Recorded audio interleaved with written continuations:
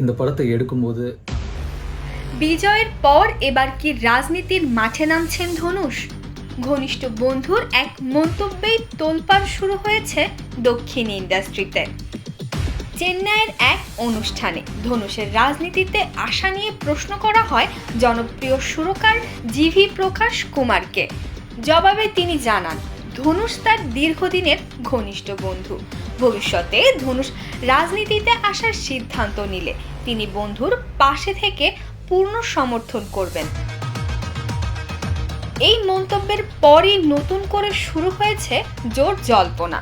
যদিও ধনুষ নিজে এখনো রাজনীতিতে যোগ দেওয়ার বিষয়ে কোনো আনুষ্ঠানিক ঘোষণা দেননি। এর আগে নিজের একটি ছবির গানের অনুষ্ঠানে ভক্তদের সামাজিক কাজে যুক্ত হওয়ার আহ্বান জানিয়েছিলেন ধনুষ।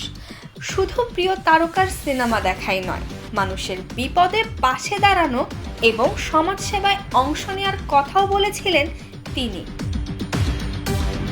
এরপর থেকেই প্রশ্ন উঠেছে, ধনুষ কি ধীরে ধীরে রাজনীতির জন্য নিজের জনভিত্তি তৈরি করছেন?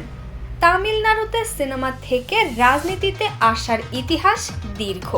এমজিআর থেকে জয়ললিতা, কমল হাসান এবং সাম্প্রতিক সময়ে থালাপতি বিজয়, এই তালিকায় এবার কি যুক্ত হতে যাচ্ছে ধনুষের নাম? অভিনয়ের পাশাপাশি রাজনীতির ময়দানে ধনুষের অভিষেক হবে কিনা এখন সেটি দেখার বিষয়।